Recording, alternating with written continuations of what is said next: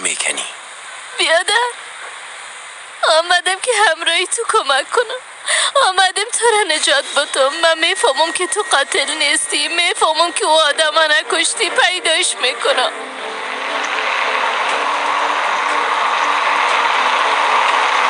پلیس آمد. من میفهمم که تو آدم نکشتی. میفهمم. درباره چی گپ میزنی هولیا؟ حالا دیگه بیرون شو.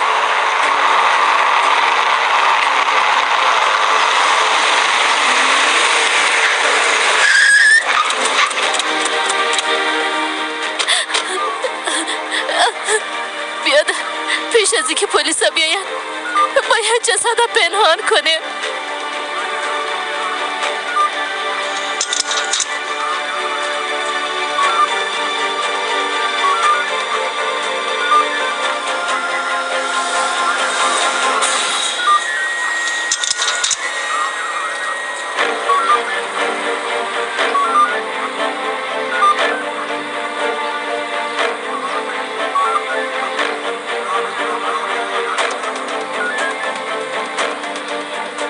ما بسیار دیر کردیم ساله.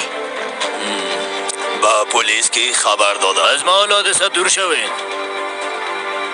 شما در مورد چی گپ میزنین؟ کدام حادثه؟ معلومات لازمه براتون خود دادیم آقا محمد امی. لطفاً از اینجا برین. برین از اینجا. خواهر من رها کنه. شما باید به من توضیح بدین. درست است بفرمایید. خانم محترم لطفاً کار ما رو مشکل نسازین.